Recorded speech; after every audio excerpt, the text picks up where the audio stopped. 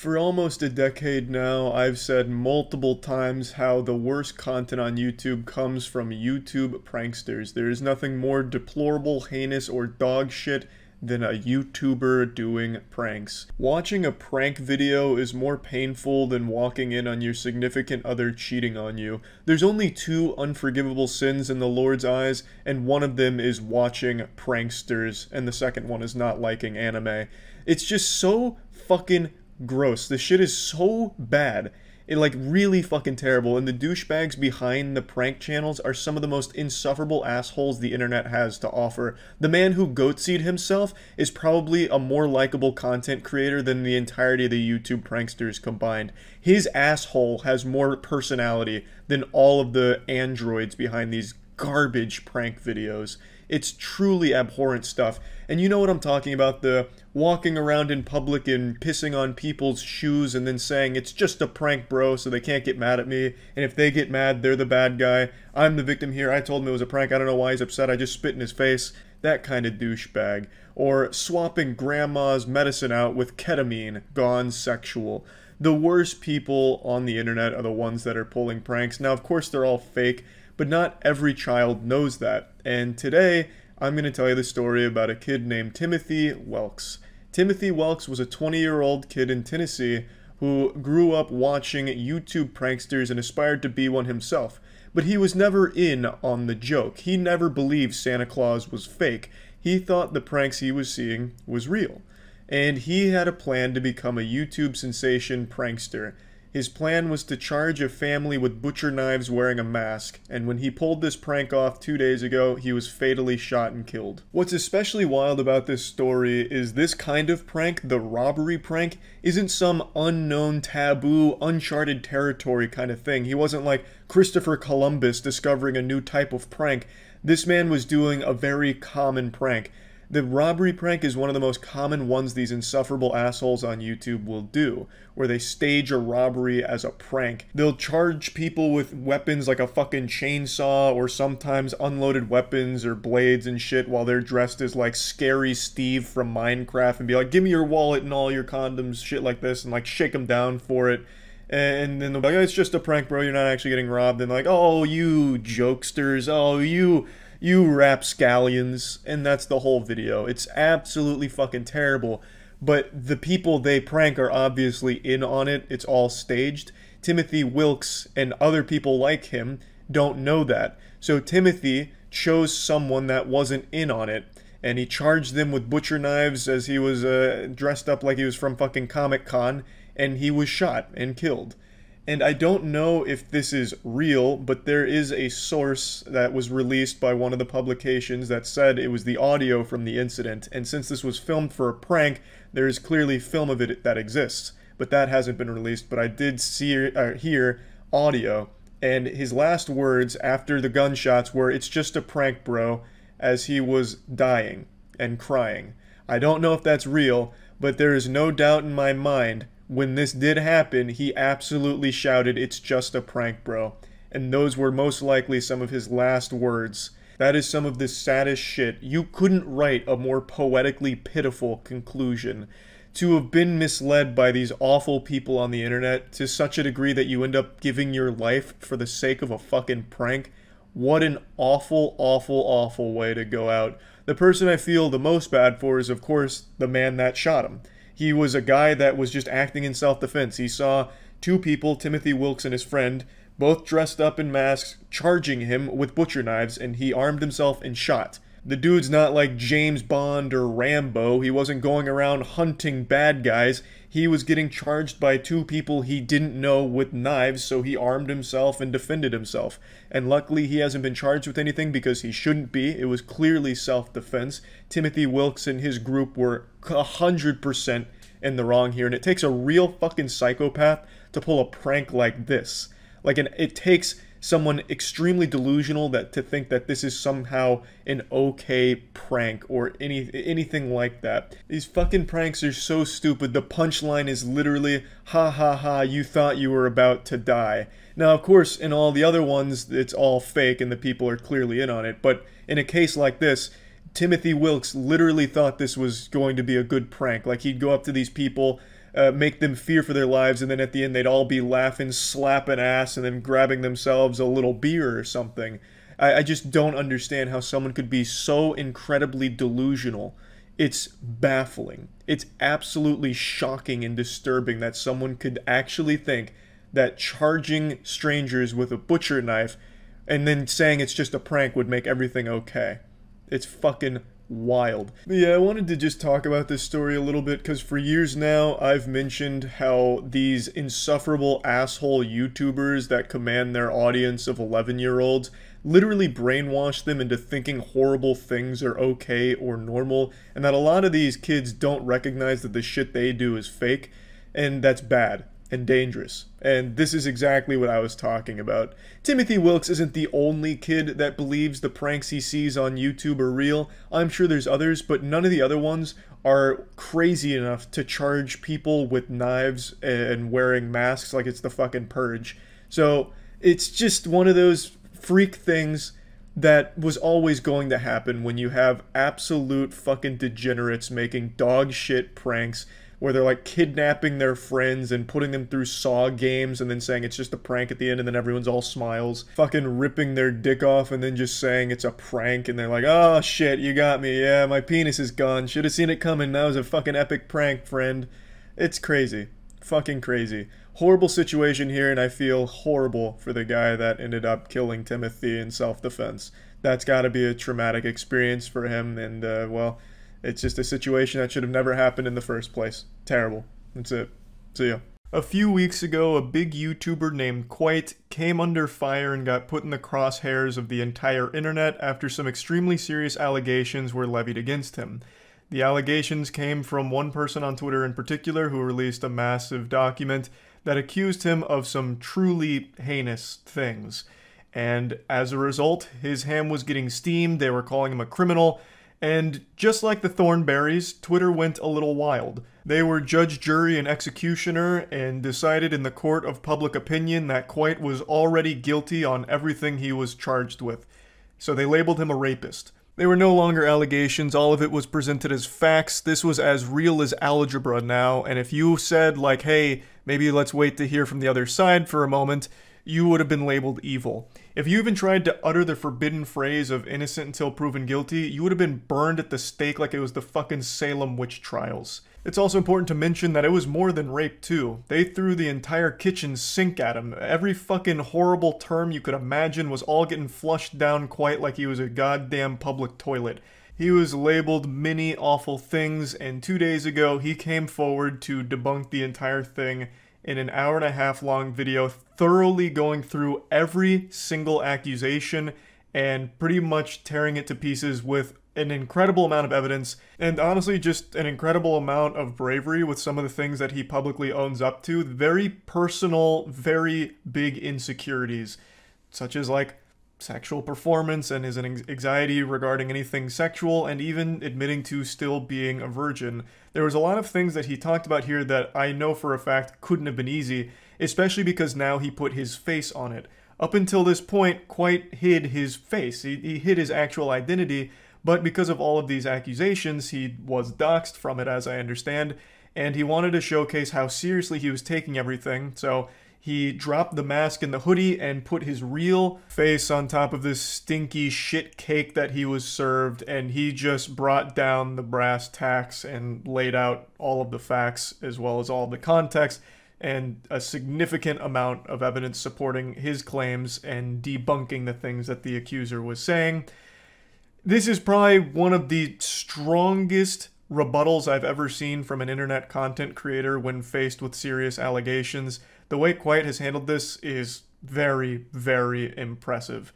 And the response to it has been overwhelmingly positive in favor of Kwite. Now, most people are starting to rally behind Kwite and seeing that a lot of the things presented by the accuser were either outright lies or manipulated half-truths or completely misleading series of accounts of situations. It's all just not looking great.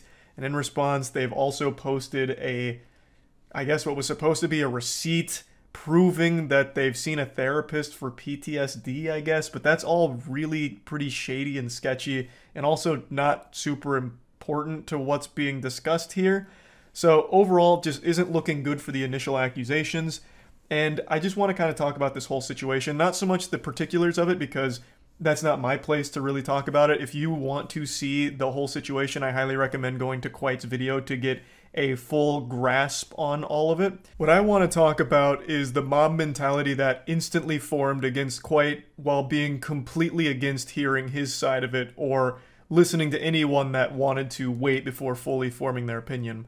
Because I caught a lot of shit for not talking about it for the course of 3 weeks, saying that I was trying to silence the story of a big rapist on YouTube and all kinds of horrible things, just awful shit. And I want to just talk about that because I'm not even surprised, because the general mentality on the internet is believe all victims no matter what, and don't ask questions. Because everyone wants to believe the best in people. If a victim is coming forward, it's because they're legitimately a victim and everything they're saying is the truth. Every argument they're making, everything they're presenting is a fact, and it's all a 100% account of what actually happened in these situations. And it's kind of a naive way of thinking. Like, it's just extremely trusting. Like my dad. Like a week ago, my dad sent me a text saying, "Hey bud, I was playing Forza," because I got my dad into Forza, he's become quite the gamer now. I was playing Forza and I got a message from someone saying that I was really good and he wanted me to like sign up for his team or something, but I can't get the website to work. And I panicked. I was like, holy fuck, Dad, this is absolutely a scam. Don't you dare go to that site or sign up for whatever he's trying to sell on you. It's not real. And I know that was probably a tough pill to swallow for him. It probably broke his heart because he responded with like, oh, okay, maybe he didn't think I was good. And I had to reassure him. I was like, no, Dad, I'm sure that wasn't the case. You were probably clapping cheeks out there. He's just, you know, he's not being truthful with you. You can't just immediately trust complete strangers all the time. Especially in a situation where there's multiple people involved in the situation. It's important to get all sides of it so you get a full scope, a full educated look at everything going on.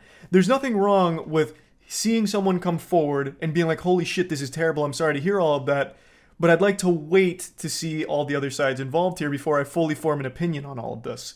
Like, it's not that I don't believe you, it's that I'd like to wait to see everything before I fully understand what was going on here. And you can still, of course, be supportive of the victim that came forward, like, wow, I'm really sorry to read all of these things, you know, it's fucking horrible. But you don't have to immediately start getting the pitchforks and the fucking shield out ready to go fight the person that's accused without ever even hearing their side first, right? Because the sad reality is, people can lie. That includes accusers that are coming forward against somebody. They could be telling some things that aren't entirely truthful, or maybe are a little misremembered or misleading. There have been cases of people just outright making shit up in order to hurt someone that they had a falling out with. There's been an unreal amount of cases like that. And it's something that I've learned the hard way. A very quick, great example is Mick Gordon versus Bethesda. With the Doom OST, Doom Eternal OST, there was a huge hoopla, a big fucking gross meatball of controversy in terms of Mick Gordon versus Bethesda. One of the higher-ups made a Reddit post accusing Mick Gordon of being lazy. It's all his fault. The OST's kind of shitty. Mick Gordon's just awful to work with. And I believed it. I took him at face value, even though he never even really provided real evidence to support his claims. It's just one of those things of, well, why would he come forward and lie about it? You know, I trusted him. He was in a position of power, too, where it'd be really weird to risk his entire reputation and the reputation of his company to just outright lie about one of the most beloved artists in the video game soundtrack space. So it just didn't make sense to me, so I took it at face value. Like, damn, Mick Gordon must just be a lazy asshole. And you already know how that fairy tale ends. 2 years later, Mick Gordon drops one of the fattest fuck yous of all time with an unreal amount of evidence and receipts to debunk everything that was claimed by Bethesda and highlight just how awful all of it was and who was really responsible for the shittiness of the OST. Still one of the finest pieces of reverse, like, Uno card ever. And it came 2 years later after I and many others had already fully made their judgment on Mick Gordon's character based off of one accuser. And unfortunately, history repeated itself here, and everyone accepted all of these allegations as fact based on one accuser's account of all of it. And these are life-ruining accusations, fucking rape and a ton of other horrible things. Like, those aren't goofy little silly accusations. That's not something you toss out willy-nilly like a fucking baseball. that can ruin your life. That will sink you.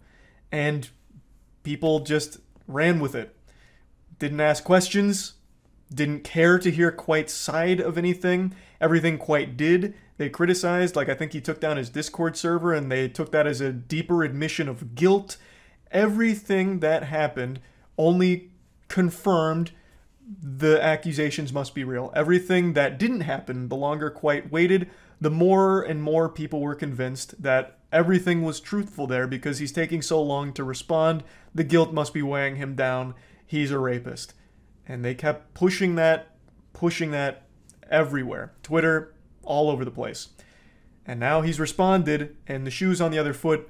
A lot of the people that were calling him a rapist have at least publicly eaten shit on it and apologized to him, which is nice. Not all of them. There's some holdouts there that just still outright refuse to even listen to him, which is always the worst fucking mentality ever, where, oh, I heard one side, I don't want to hear the other. Doesn't matter what you say, I will always think this way of you. Those fucking losers grind my ass so hard because it's clear you don't care about the truth. You just want somebody to hate, and this has given you a perfect excuse to hate someone. You have a new villain to attack because you didn't even want to hear the side that would offer more of an insight and help you get closer to the truth of the situation. It didn't fucking matter to you. You just want to stay mad forever and continue to live this miserable life of finding people to hate online and having this list of people that you feel justified to attack and say horrible things to and about. It's fucking tragic. I hate that shit. But luckily, that's not everyone. That's only a small group of people that are for some reason still adopting that mindset. But yeah, anyway, just kind of wanted to talk about all of this because it's a pretty awful situation that I thought was worth going over at least a little bit. That's about it. So yeah. Just when you thought you'd finally seen all of the degeneracy disgusting YouTubers could ever cook up in their cursed kitchen, you get jump scared by a new outrageous, heinous act committed by a YouTuber. In the words of Qui-Gon Jinn, there's always a bigger fish, and in this case, that fish is evil. There is a new evil action that a YouTuber just proudly engaged in that I just learned about today. This comes from the true crime community. This comes from a YouTuber named Zavgirl, who charged people on Patreon for access to autopsy photos of a murdered 11-year-old boy. That is some morally demented shit right there that would have a demon cringing. Now, Zavgirl is refuting some of these claims and even released her own apology video explaining her side of the situation. Just a quick side note, apology videos have become 2023's Harlem Shake. This is a massive flood of apology videos that we've gotten in just like the last month. If YouTuber apologies were a stock option and you invested back in January of this year, you'd be a millionaire by now. It is crazy just how often this is happening. Now, her apology video might not feature a ukulele, but it's still just as shitty. But before really diving into that, I want to give a general overview of the situation. Zavgirl is a true crime YouTuber, and she had just recently dove into the case of an 11-year-old boy named Gannon who was brutally murdered by his stepmother, Letitia Stouch. And it is just unbelievably disturbing. The mother is on trial now, which I imagine is why Zavgirl wanted to start talking about it since it's now unfolding in court. I don't really want to get into the specifics of the case. Basically, the stepmother tortured the son, stabbed him a ton of times, shot him in the head, and then stuffed his corpse into a suitcase and started to pretend like he was missing. So she told the authorities all kinds of different stories, like he didn't come home after going to a friend's house. Then she even came up with some kind of fucking wild narrative about how someone that was fixing her carpet ended up raping her and then abducting the child. So she got caught lying a ton of times. Eventually, investigators found blood on her shoes and in her car as well as in Gannon's room, and then her DNA on a gun that was linked to Gannon's death. So they caught her and realized that she was responsible for Gannon's murder. So Zavgirl followed the Letitia Stouch case and said that she had recently made an official records request, which is something I didn't even know you could do as just like an average Joe Schmo. I had no fucking clue that any goofball goober could just ask and get sensitive files like she received. I guess I'm just very naive to what you're able to ask for, but I feel like those kind of things should only be made accessible to the victim's family, as well as like official sources, not just YouTubers, but that, I mean, that's just me, I guess, speaking as a goddamn Neanderthal who, I guess, doesn't understand how things work here. That was surprising, but she said that she had made an official records request and then received all of these documents, which she posted on her Patreon. I'll go ahead and play this clip from her apology video where she tries to explain that this is a little misleading. She wasn't just charging for autopsy photos, she was actually charging for everything, which included autopsy photos. I have followed the Letitia Stout case closely, and it was actually during the trial that I made the official records request. And it was in El Paso County, Colorado. I requested all the video, audio, and written records. I made no request for autopsy photos. I wanted all trial records, but my main interests were interviews with Letitia. The autopsy photos just happened to be in the files. Not exactly the slam dunk you think it is here. You still did charge for all of this sensitive information, which does include the autopsy photographs, as you mentioned. I'll be extremely charitable here. I'll really throw you a bone and assume you're telling the truth that you didn't specifically seek out autopsy photos. You still got them, and you still published them, and you still charged for them on your Patreon. They were a component of what you were charging your audience for. You legitimately set up basically a booth in your Patreon where you could go in and look at photos of a dead child and learn everything that happened to him with the murder. How do you not recognize how incredibly fucked up that is? That is bafflingly evil. I understand desensitization is a real thing, right? Doctors get desensitized to gore and blood. Gamers get desensitized to being insulted in video games over Xbox Live. I get it, but I just don't understand how someone could ever reach the point where they're desensitized to the brutal murder of a child, and so desensitized, in fact, that you're going to charge people access to it. Other depraved fucking people that for some reason want to pay money to see photos of a dead child. So again, even if your primary goal wasn't to get autopsy photographs, you did receive them, you did publish them, and you charged an admission fee for people to look at them. You were making money off of showing people someone's dead child. How can you not recognize the complete absence of humanity and complete lack of empathy? She was also just giddy with excitement that she got her hands on all of this in the first place. Here's a community post that she hasn't deleted.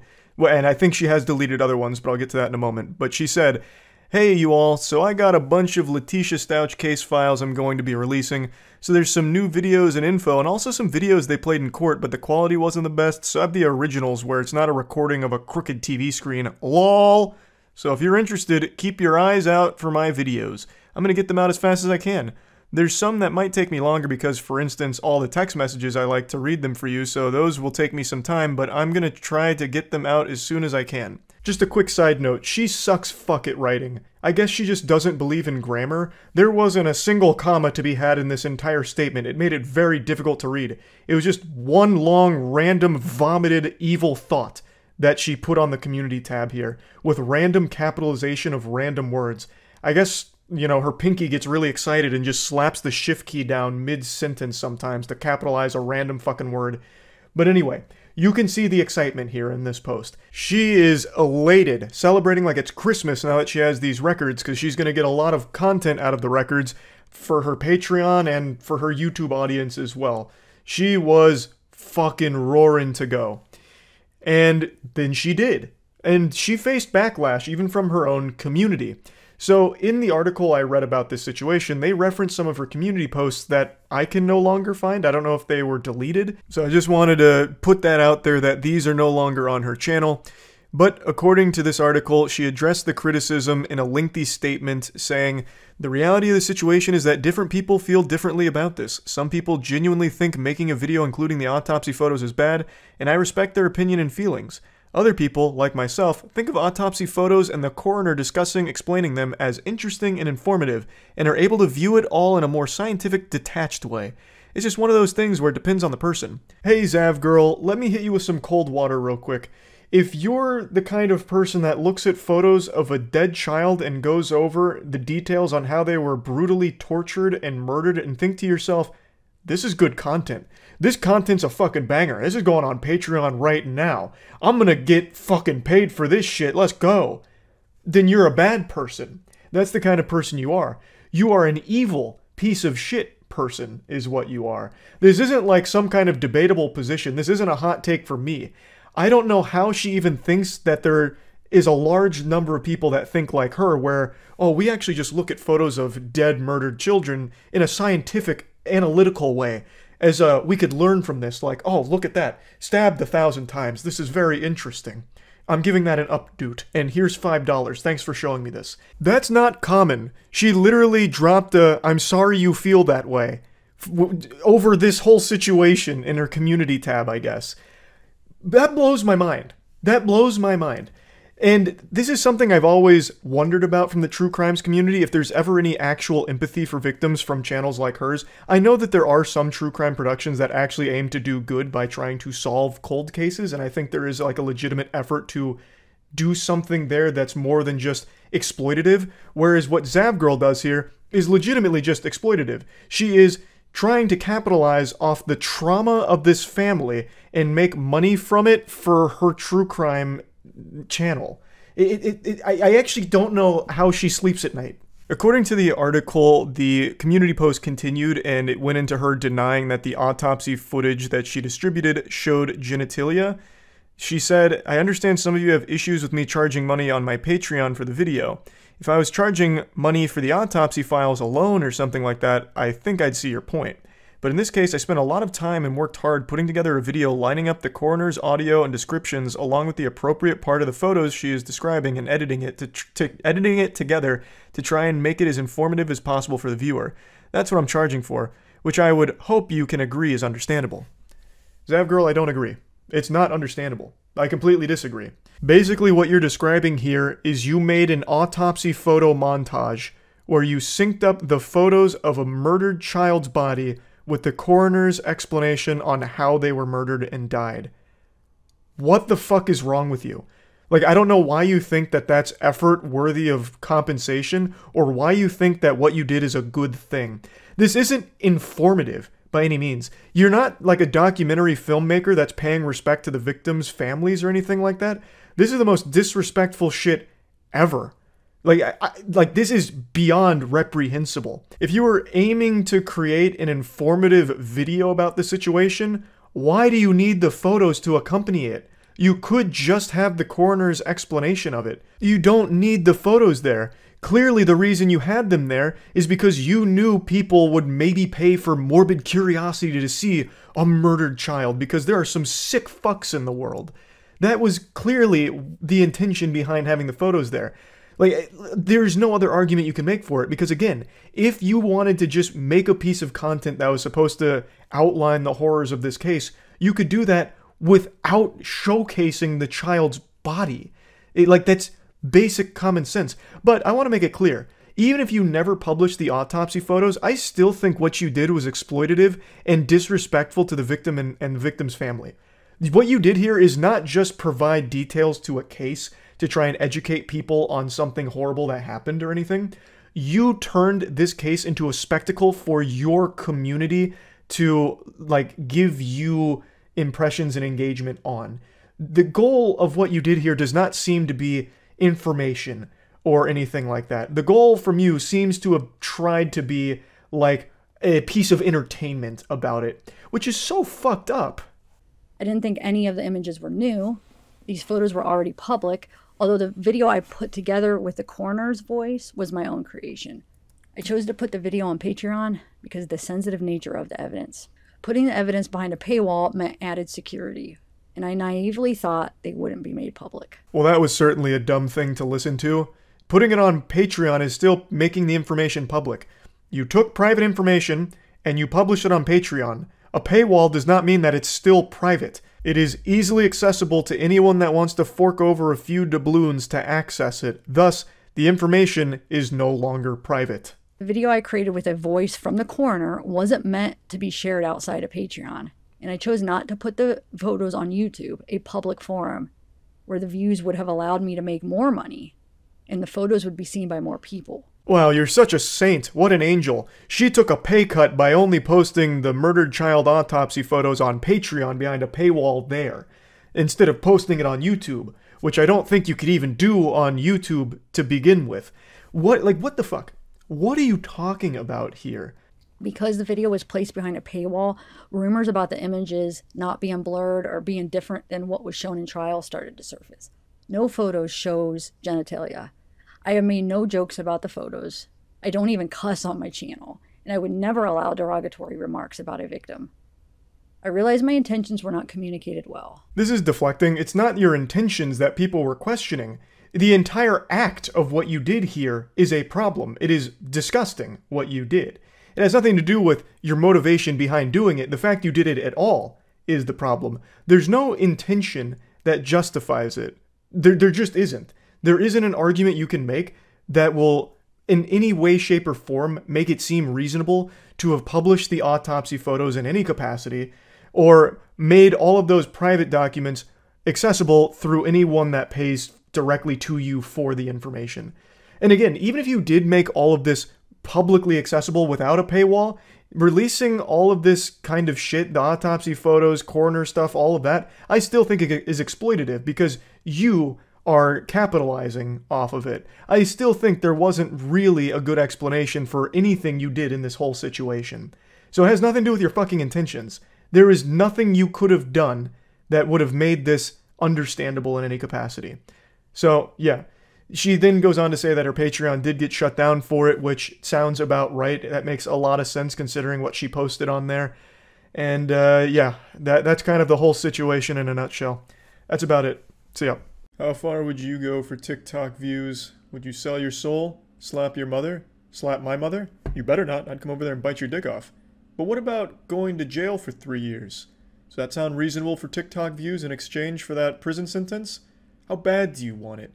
What's your limit? Would you throw away 3 years of your life just for a few TikTok likes? If your answer to that question is no, you're a pussy, you're a coward, and you will never make it as a viral TikTok superstar sensation like this guy and his friends. I'm kind of underselling the story. Not only did the main guy in this video get 3 years, but his 2 friends that helped him make it got 2 years in prison. So check this out.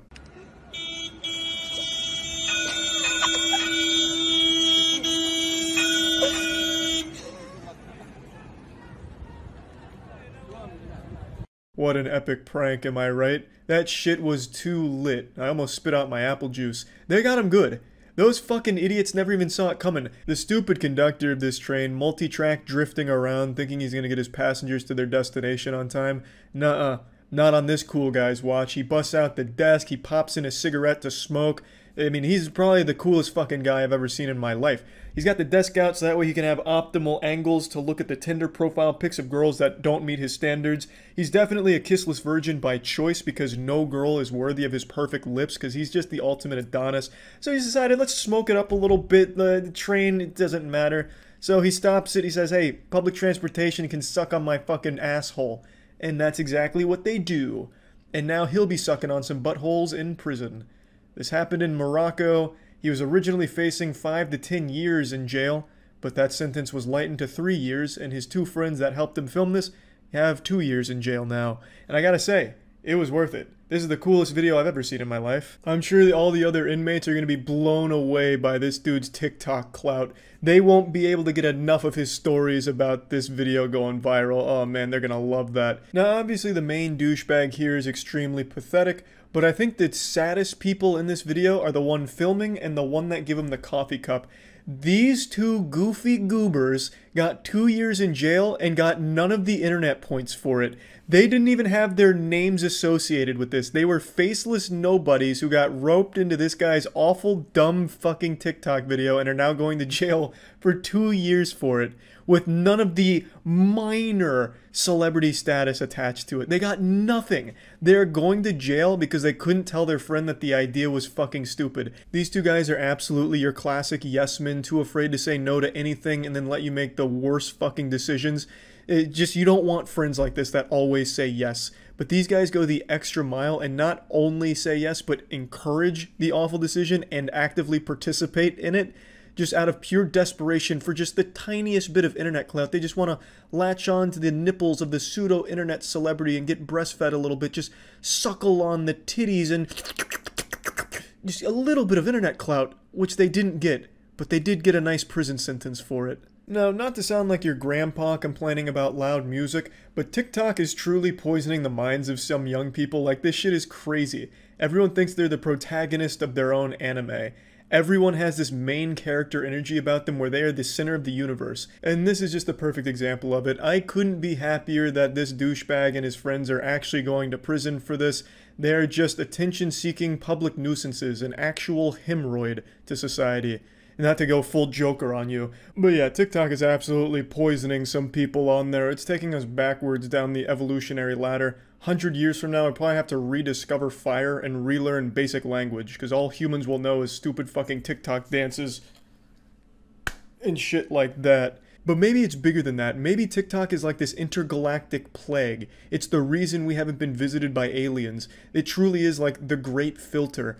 So when a civilization becomes technologically advanced enough to reach like tier 1 or tier 2, all roads lead to TikTok, so then they create TikTok, which bumps their civilization back down to the fucking Stone Ages, so they can never visit us or expand past their planet, you know what I mean? It's like the Flood from Halo, this parasite that feeds off us and keeps us stupid.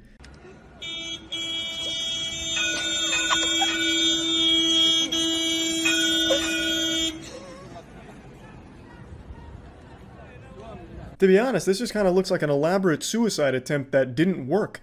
Like the thought process here, I'm gonna sit in front of a train and hope that it stops in time. Like the amount of faith you have to have in a complete stranger there is mind-boggling, hoping that the conductor's paying enough attention to stop in time before he just fucking flattens you and sends you to the afterlife, fucking banishing you to the shadow realm. Like it's crazy. And since everything becomes a trend on TikTok, and this was a very popular video, I'm shocked it didn't become a trend. I thought for sure this would be like the hashtag stop a train trend, where you like go on the tracks and you throw your ass in a circle, clapping your cheeks to some pop song and hope that the train stops, and then people just getting blasted by trains going all over the news. I'm actually surprised that didn't happen. Now, granted, this train isn't exactly like Thomas the Tank Engine gone wild. It seems to be moving at a slower pace than most trains I see, but it is still an extremely dangerous stunt and an extremely annoying one. Everyone on that train is now late to their shit just so you could have your 10-second TikTok video. So yeah, I definitely think the punishment fits the crime here. 3 years sounds reasonable. 2 years for his friends. I'm glad all the douchebags got thrown into the slammer. Huge round of applause to that decision made over there. And yeah, that's about it. So yeah. Hello and welcome back to the People I Don't Like Corner. Today we have a special repeat guest joining us for the launch of the new season here, Phidias. You might remember Phidias from this iconic YouTube classic where he went to the world's poorest country and tried to turn it into some kind of spectacle. This is actually the original thumbnail from Pyrocynical's video. After the backlash, though, he changed it to his current one, which is this. The video is, I spent 100 hours in the world's poorest country, and basically it boils down to him going, whoa, look at all these poor people. Glad I'm not poor.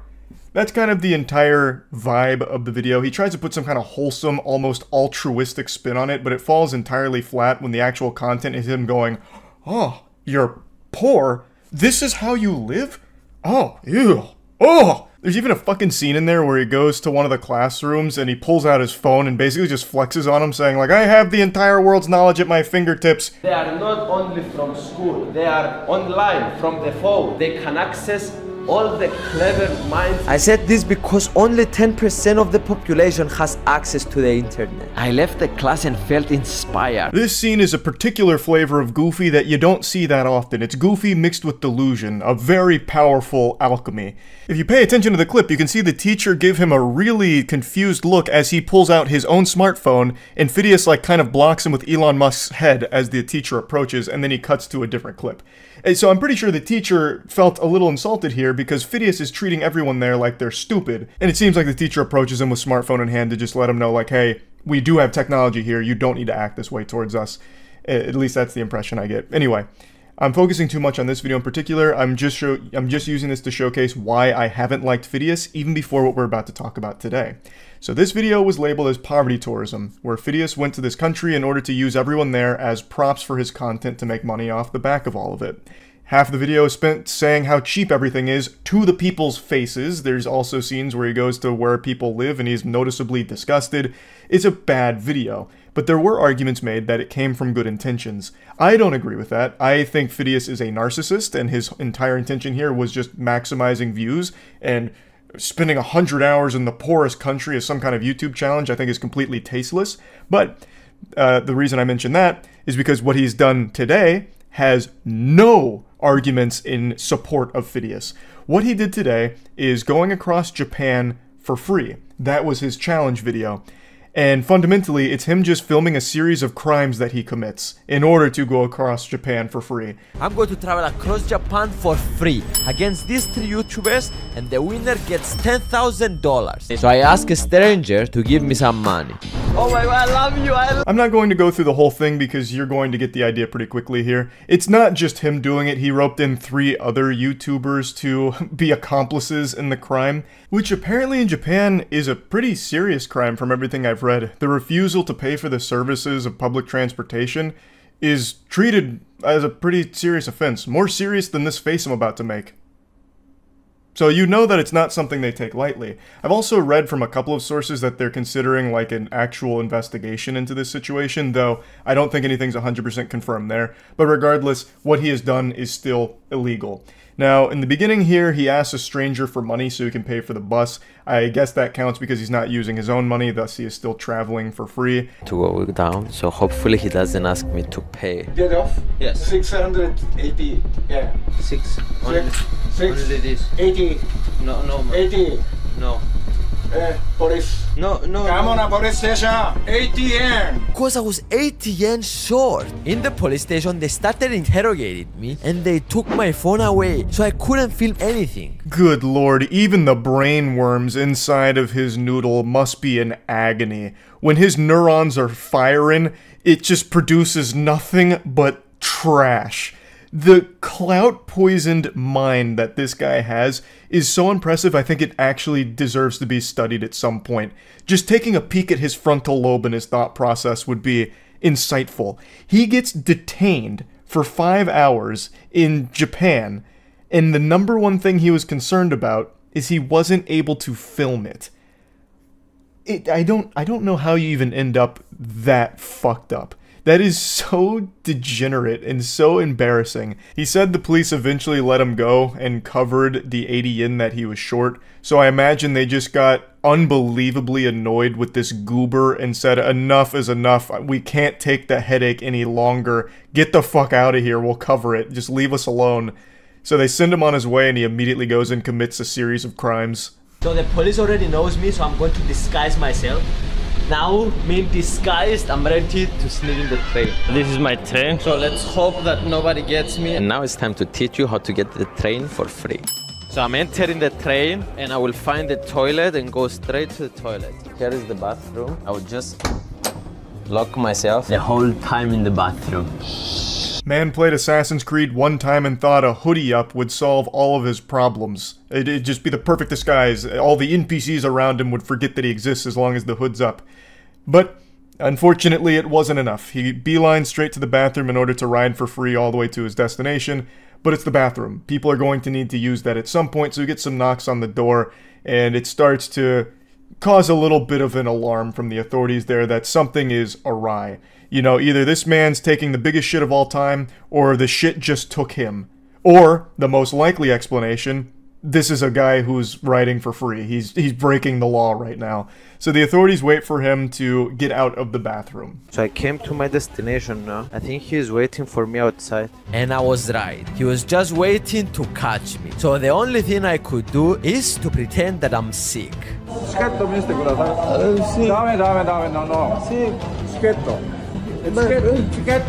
When I sat down, he released me, and immediately I started running. But he called the police, and they are searching for me now. We're definitely getting in trouble here. So the officers got him in like a WWE lockup here. He's got him, you know, caught with his pants down, and eventually Phidias wiggles his way free and says that the cops were called on him, so he's trying to beat them to the next train so he can continue his crime spree.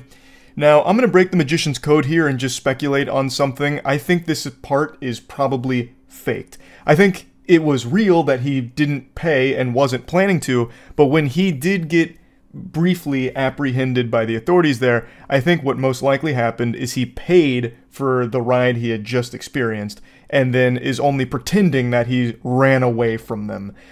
I don't think even he is stupid enough to try and evade arrest like this.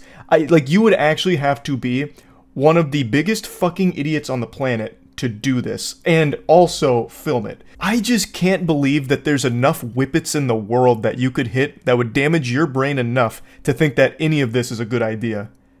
But he is a YouTuber at the end of the day, which means he probably is just fucking dumb enough to really do this and think that it's smart, all while filming his entire crime spree. There are ticket inspectors on this train, so I'm hiding in the toilet. This is stressful, I'm not gonna lie. It's getting to my nerves. Luckily, the train has arrived before the police could find me. Again, we're going to do the same method. Toilet. Can't believe that this is real and not a movie. It'd be the most boring movie ever. I just think the whole concept of the video is dog shit. Traveling across Japan for free isn't an interesting concept. You can do anything for free. I'll just go ahead and spoil it for you. If you want to be a criminal.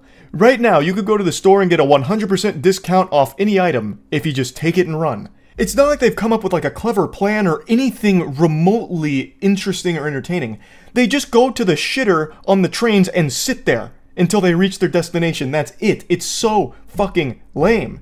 It's just committing crimes. All you are doing is committing crimes and recording all of the evidence of what you've done. Assuming, of course, it's real, which you never really know for sure.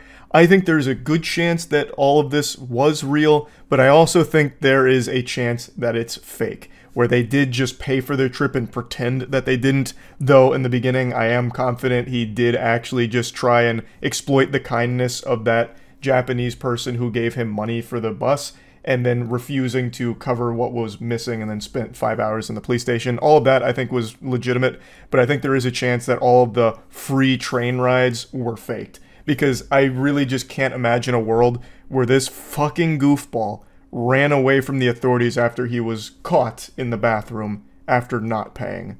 So that's just my working game theory there, but regardless, it sucks. This guy sucks. And speaking of exploiting kindness, I really just can't stand the way this guy interacts with the people around him. He treats all of them like they're NPCs. He really does. So a lot of the video is spent hitchhiking towards the end, where they're all getting like different rides from different strangers to where they need to go. And all of the people giving them the rides are absolute sweethearts.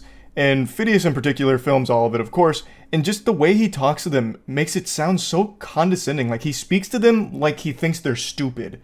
Like that's the impression he gives off, that everyone that he interacts with is beneath him because they are props to him. And I can't fucking stand it. He pinned a response to this whole thing by saying, "Hello beautiful people, I apologize to the Japanese people if we made them feel bad. That was not our goal. From now on, I am going to make more research to the cultures we go to and try to prevent this from happening again. I love you all."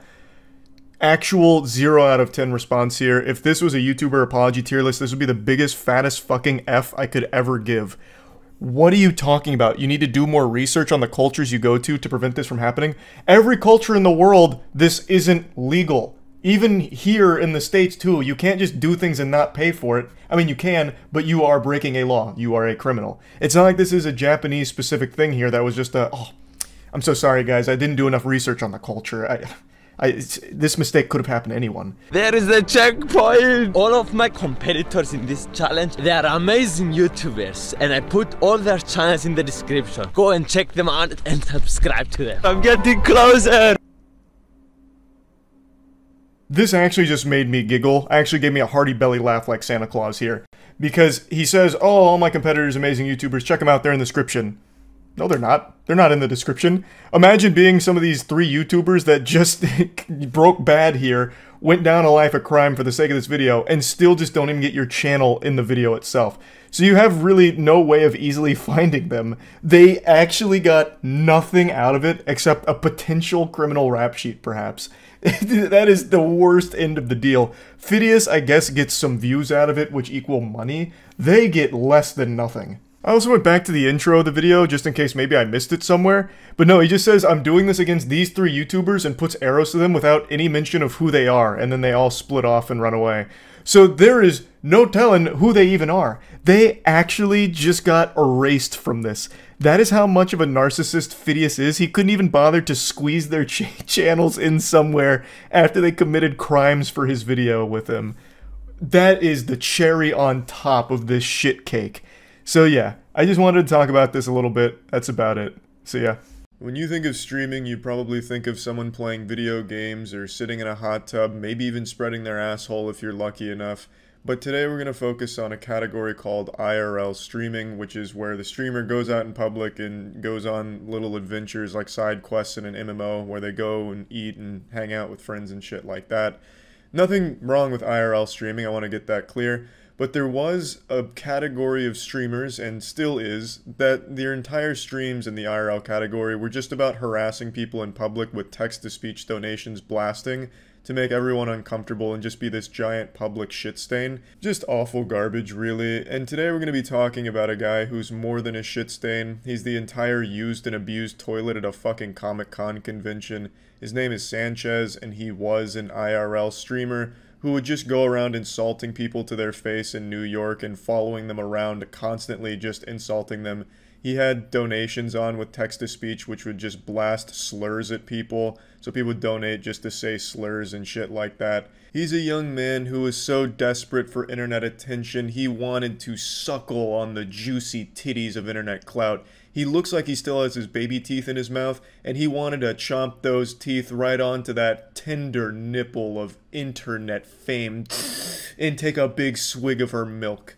And he would do anything for it. So his whole persona was about being an incel asshole. That's not me calling him an incel. That was his brand of content where he'd go in public, mainly insulting women. He targeted women mostly in his streams. A real brave guy.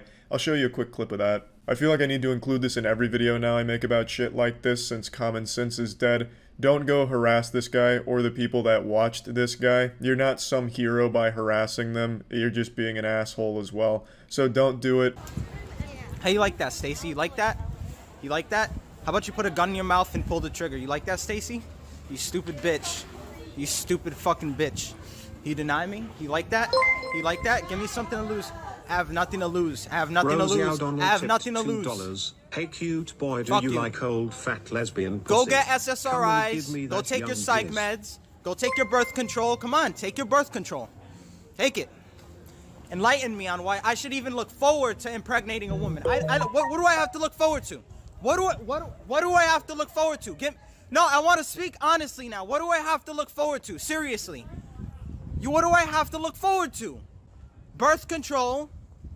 I know what you have to look forward to, Sanchez. 5 years in jail, potentially. I'm not going to show the whole Department of Justice right up here, but he was recently arrested, facing potentially 5 years in prison for bomb threats. He's done multiple bomb threats on stream. He's only been busted for one, but he's done a couple on stream, so we got ourselves a real fucking daredevil here. This guy's a real epic prankster. He's straight up Gangnam styling on the law out here.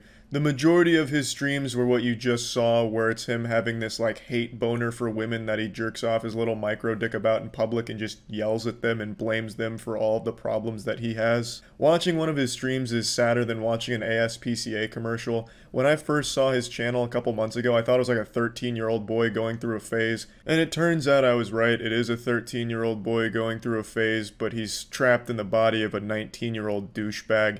He's basically if Xbox Live was a person. I'm going to go ahead and show you the first bomb threat that he made, and then I'll show you the one after that. Let's enhance their meal. Enhance the meal.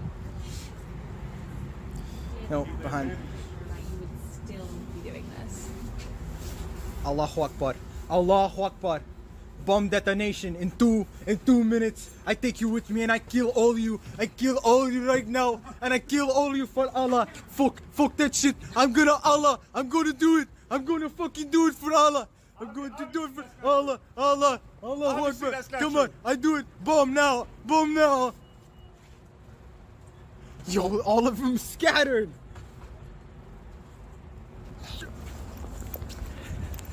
Yo, yo.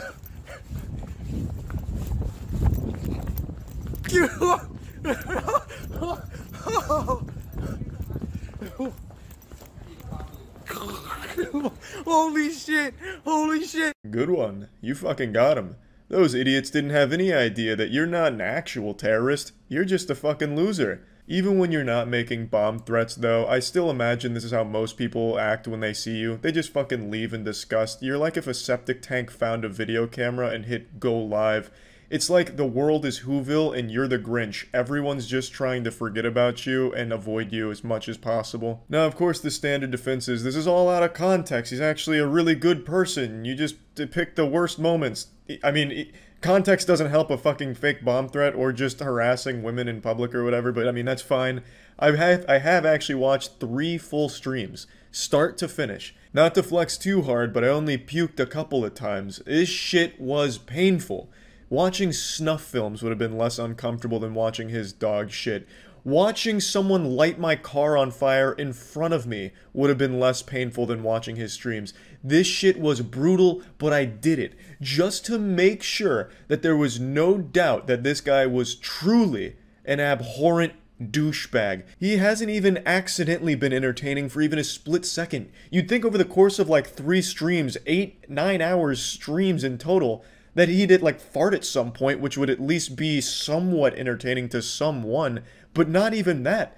Dude's butt cheeks are sealed shut, fucking sewn together. He can't even fucking fart to make something, make a little smile appear. The streams are entirely based around him spending extremely long following people, hurling insults at them, with them not even reciprocating, they just ignore him. It's like this guy's invisible. It's like your worst nightmare, where you are in a dream, and you're trying your best to like shout to someone, but they just keep walking, they can't hear you. This is that guy's whole existence. This man is truly invisible to everyone except his chat, and except when he's making bomb threats. And when he's not harassing people and stalking them to hurl the worst insults of all time, it's just his chat making slurs in their donations and him laughing at that, or getting the public's reaction to hearing slurs. It's fucking baffling. It is so sad. Let me show you another one of his bomb threats, though. Bomb Squad, thanks so much for the dono. Bomb Squad tipped $2. Bomb Squad. Attention everyone, this is not a joke. I have a bomb. I have a bomb. It is set on a digital timer and is set to go off in 10 seconds. 9, 8, 7, 6, 5, 4, Allahu Akbar. 3, 2, Allahu Akbar. 1, Allahu 0. Akbar. Boom. Just kidding, faggots. Oh my god, that actually worked. Holy shit. Let's go, baby. We just did that shit. That was fucking dope. Thank you so much for that donation, bro. Oh, that was hype. Oh, that just made my fucking day, didn't it? That made my fucking day. Holy shit. Thank you so much for that donation. By the way, whoever's watching and you report that, that was not me, that was a donator. And yes, thanks so much. Pretty random XD, Rar Sanchez. A Swiffer holds up Spork, does the narwhal bacon at midnight. You're such a random dude. Oh my god, you're such an edgy random comedian. He has a Swiffer in public. Wild. And he also just did a bomb threat prank. Hey! The highlights of this man's life are the most embarrassing moments of everyone else's. Like the things that keep you awake at night in cold sweats, like I can't believe I fucking did that, are the absolute cherished memories of this guy. And it's so sad. It is so sad. I've said it for a while, I think the internet creates losers, and this is a great example. He gets cheered on by his chat. His chat enables this and makes him believe that it's good entertainment, or like somehow he's actually doing something good for the world. The chat is laughing at him, not with him. He can't even get like even an ounce of legitimate support from anyone. He's literally a circus act for people, but they make him feel like he's the Joker. Oh, incel gets rejected by a girl and no one bats an eye. But incel sticks a Swiffer in the face of a random girl and makes a bomb threat and everyone loses their minds. It's so pathetic. I'd almost feel bad for him if he wasn't such an insufferable hemorrhoid of a person. Because the chat is the Frankenstein, and he is the monster that they've created. They're constantly encouraging him to continue doing this shit. In the few moments where he's not, and he's just like hanging out to himself, people just leave and insult him. When he's not harassing people, people just fucking leave. So he just keeps doing it to keep the viewership there as people donate to insult him and insult the people around him. The chat is like constantly shoveling coal into this never-ending train wreck of a person. It's like Snowpiercer if the train was just this constant degenerate express. It's fucking wild in the worst way. I think it is great that he's going to jail. Well, hopefully going to jail. Because I think that'll be the best thing for him. Just like a full reset. This wouldn't be the first time a streamer goes to jail for bomb threats. There's of course the extremely famous one from another streamer where this guy was actually facing up to 10 years in prison for this. C4 has been successfully activated. Bomb detonation countdown successfully started.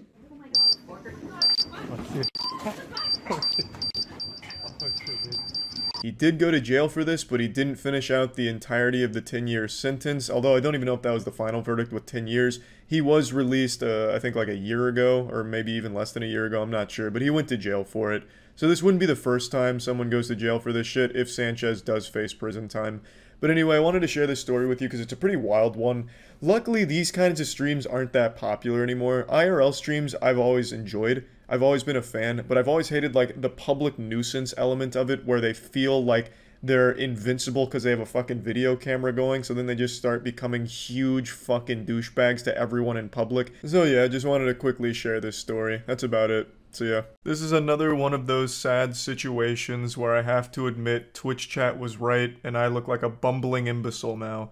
About a month ago, chat was trying to convince me that there was a viral TikTok challenge that was getting people to steal cars and sometimes crash them for views, and I wrote that off as a bunch of baloney. I said, I doubt that's an actual trend, probably just one stupid asshole did it, called it a challenge, and no one ever followed. But it turns out I was wrong. Not only is this boogeyman real, but it actually has led to the death of 4 teenagers this week. Somehow, the challenges continue to get more and more brain dead and dangerous. This generation of Tide Pod eating and hurting yourself for views on TikTok is reaching an absolutely absurd level of wildness.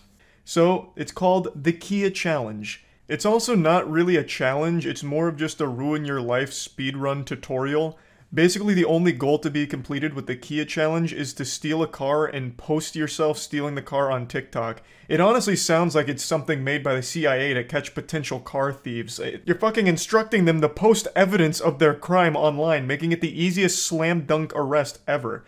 But anyway, the Kia Challenge was videos that were teaching others how to steal Kias and Hyundais specifically because of a massive vulnerability in many models from Kia and Hyundai. For Kia vehicles, many of them built from 2011 to 2021 have this problem, and for Hyundais, those built from 2015 to 2021 also have this problem. I'm not here to teach you how to do it, I'm not your Thieves Guild sensei, but I will tell you, it is shockingly fucking easy. It's mind-blowing how stupid and simple it is. These cars are more insecure than me going through puberty. They basically steal themselves, honestly. It takes seconds, like actual seconds. Not even like mini seconds, like maybe 2 or 3 tops. It's fucking baffling, honestly. So, since this challenge went viral, there's been this massive increase in thefts with Kia and Hyundais.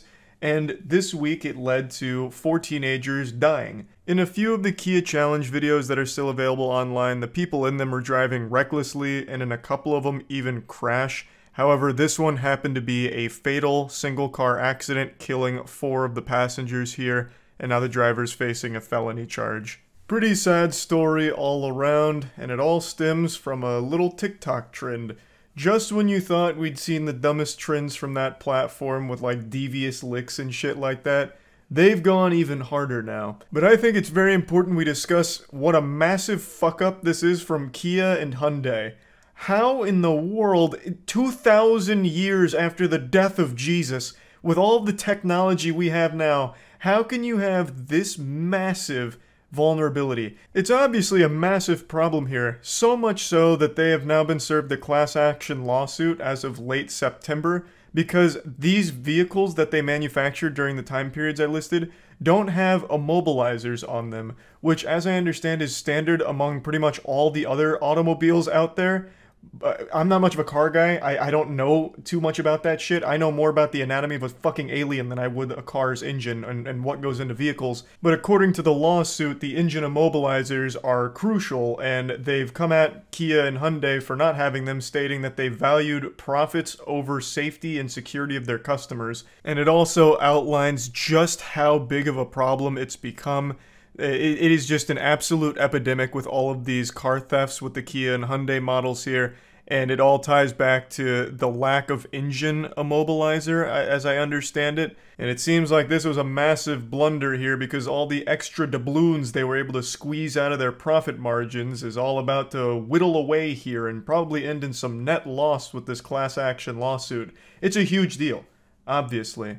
And just a really sad trend all around, since it ended in the death of 4 teenagers who probably wouldn't have stolen this car if they weren't fed the information on how to do it, as well as also fed the idea that by doing it, they'd gain TikTok clout.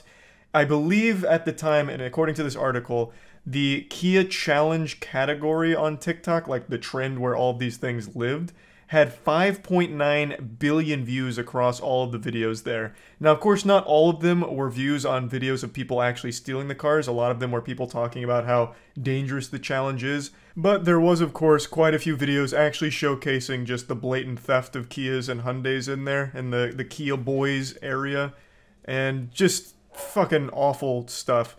TikTok cracked down on it and banned those accounts and shut all of the Kia Boys, Kia Challenge stuff down, but even still, you can still find quite a few of them, and it clearly does still exist in some capacity because this only happened this week. So it's still a rather popular idea, even if not like a direct trend on TikTok anymore. So just wanted to talk about this a little bit, since this was just a situation where I was just absolutely wrong when Twitch chat was bringing me some new information here that I just refused to believe. It was so outlandish, I didn't believe it. I didn't think anyone would ever actually start a trend of just crime, and I was proven wrong. And it's very sad. Not sad about me being proven wrong, just the actual subject matter here being sad. That's about it. See ya.